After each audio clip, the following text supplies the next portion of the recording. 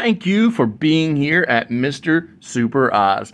This video is going out, and this channel only exists because I, Oz, founded Gamble Comics, which first release was Everlasting Survivors, a 68-page graphic novel called All Day Long. Available now. Follow the link in the description that will take you to gamblecomics.com. While there, you can get hats, shirts, posters, much more, but most importantly, the story itself. Coming soon from Gamble Comics, BC Brute.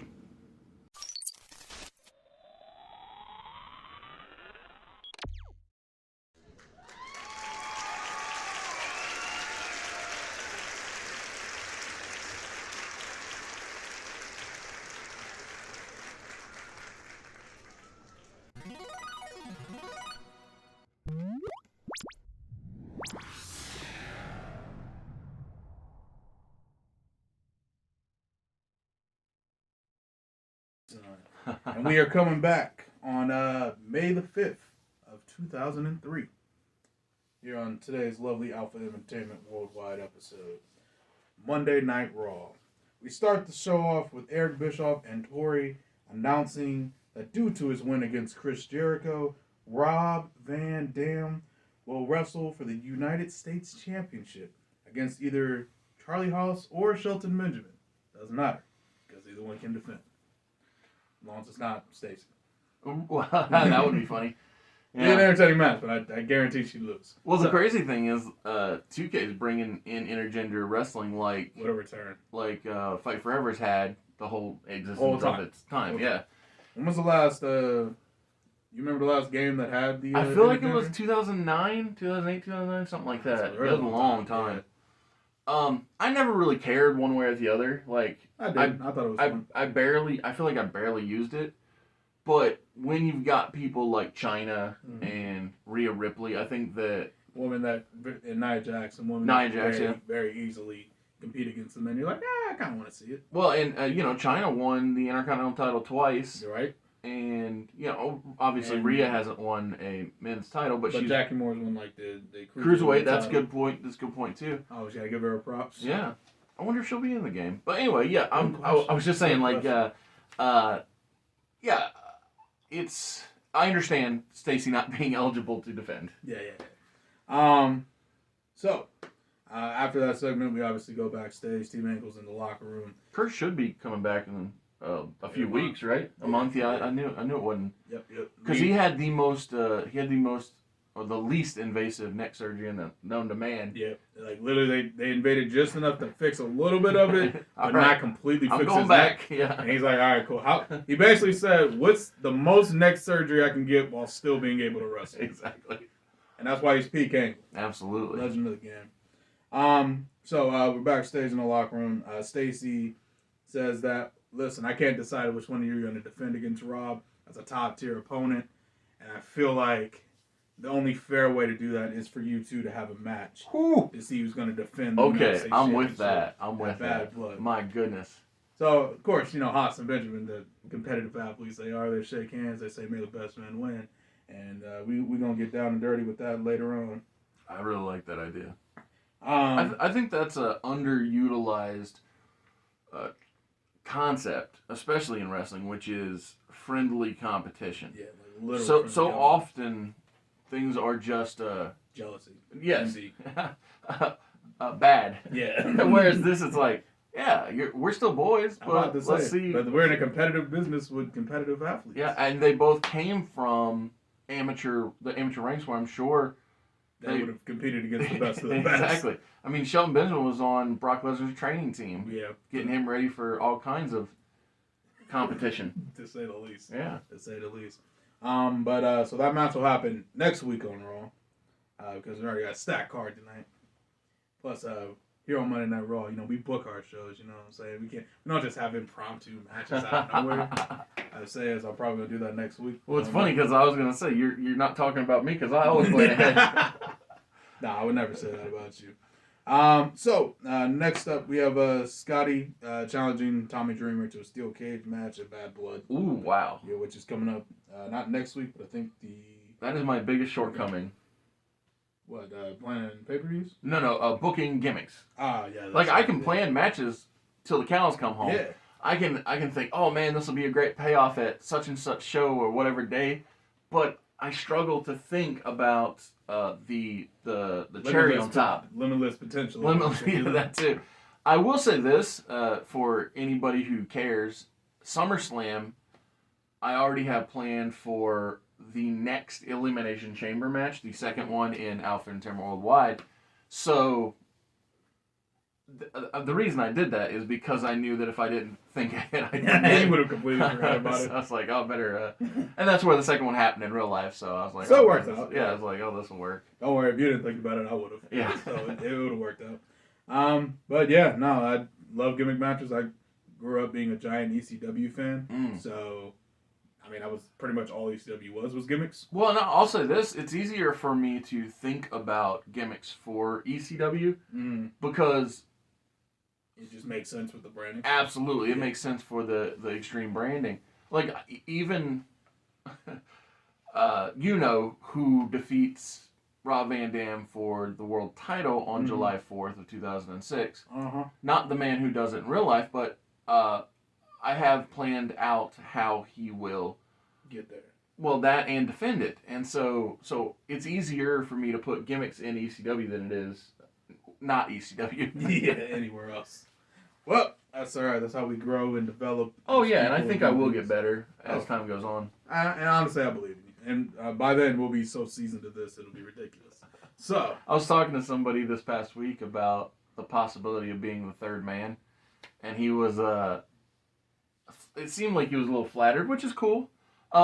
We've got years to get plenty of time. Yeah, get figured out who the right person is. Like, for instance, if I come into money any which way, whether it's a comic blows up big and it's like got all the influx of cash, or lottery, whatever. Trip over or get hit by a car, and whatever it takes. Some guy pays out. So there's a chance that I'll keep doing this particular video because I find it to be fun. I mean, I enjoy it. But a lot of the content on the channel, I'd probably farm out to somebody else. You know, it'd be a friend. I'd be like, someone you can hey, trust. Josiah, I trust you to review this ECW. I'll pay you to do that. Works for me. Or Brandon, drop out of your full-time job. I'll pay you to review movies because, I trust your opinion. Hey, that works for me.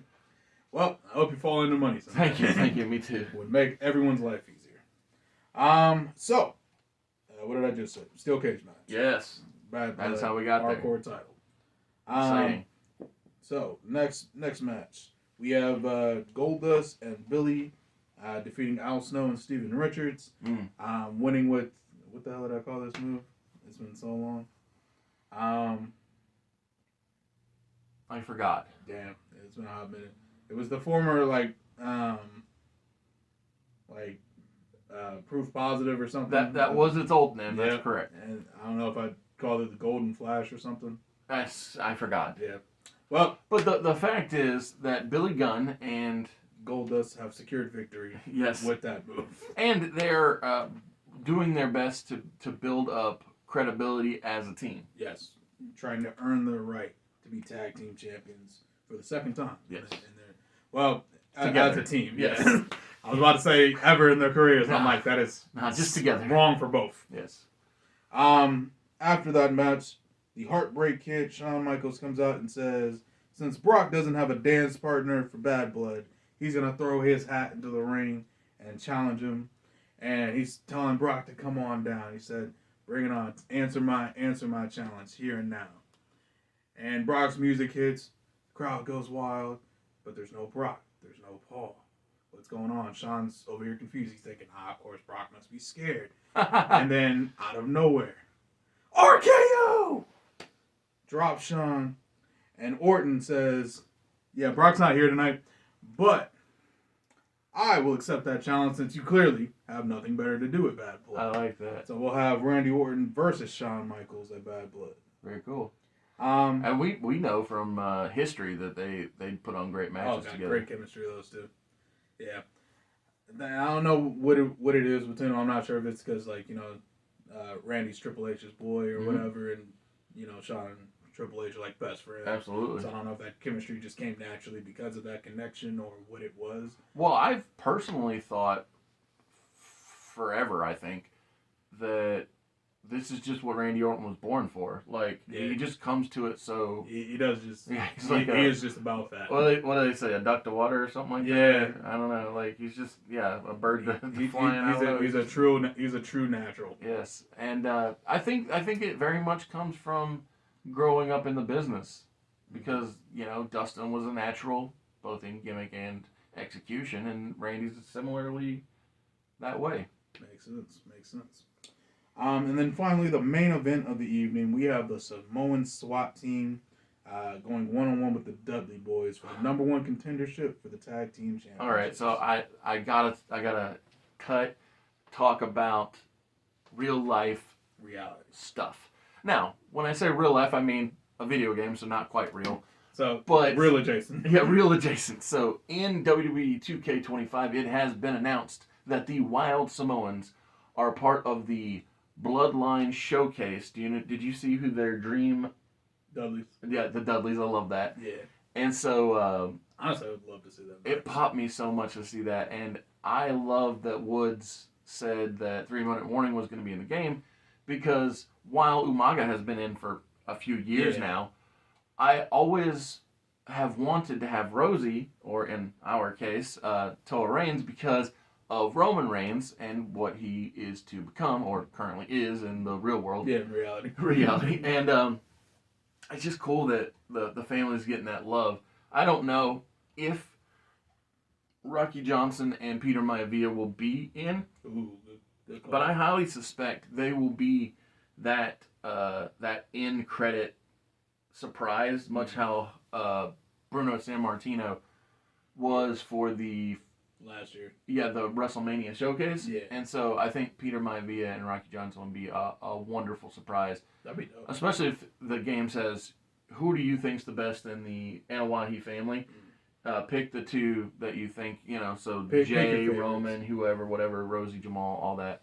And then you have to defeat the two guys that started it all, the grandfather and the father. So the Blood Pact. Yes, exactly. And that, if that's a call name, I'll love it. Honestly, that's the best one you can think of. Yeah. I often use the tribe, because that's a call name the game will say. That's a good one. That's a good one, too. Yeah. But, what was it? It was just like a handshake between them and, like, it spawned that whole... Yeah, exactly. Yeah. It's insane. It's absolutely ridiculous. But, so, it's the Samoan SWAT team, the Dudleys. Of course. I don't really need to say it's a good match, but it is. I think the only members of the family, other than Rocky and Peter, that haven't been announced that I want, is Fatu and Samu, the head shrinkers. Ooh. So we know Rikishi's going to be in. Come on, he's always there. Big quiche. But if we could get the pre-make a difference Fatu as a head shrinker with his tag partner Samu, oh man, I would pop for that so good, because they had feud with the Steiner brothers that would be perfect for Showcase. Like, the Steiners have been in for 2 years now. Just put them in Showcase and it's like easy peasy. And they've had no real traditional team that they're the very few all-time rivalries that they've had. Yeah, it's them and the Quebecers. That was the Steiners' rivals. Yeah, that's WWF.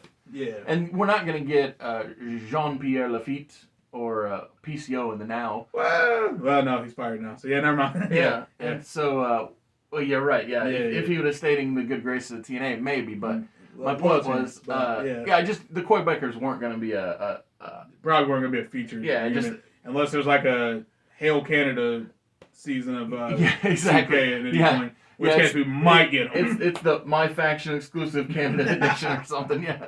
Something. But I'm super pumped for 3-minute warning main eventing with the Dudley Boys. Whew, that's gonna be amazing. Who goes over in this match? Oh, sorry. The Samoan SWAT team win. Good. And then after the match, we go backstage to see Rikishi bloodied, battered, and beaten at the feet of John Cena and Rhino. Hate to see it. Well, you can't see it. Yeah, exactly. I knew it. You couldn't see it. And that's Raw.